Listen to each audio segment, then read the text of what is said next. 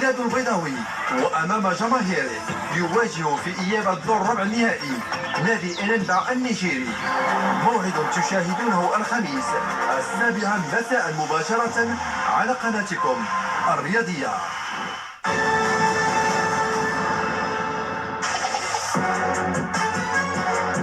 الرياضية في بث مباشر لحفل تسليم الكرة الذهبية 2023.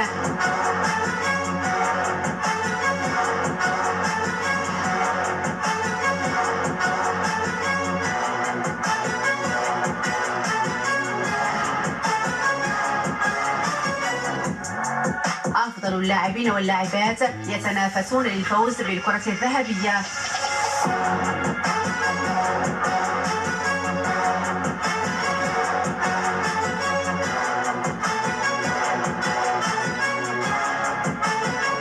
الحارس الدولي المغربي ياسين بونو ضمن لائحة المتنافسين على جائزة ياشين لأفضل حارس مرمى في العالم. حفل تسليم الكرة الذهبية 2023 الاثنين 30 من أكتوبر 9:15 ليلا مباشرة.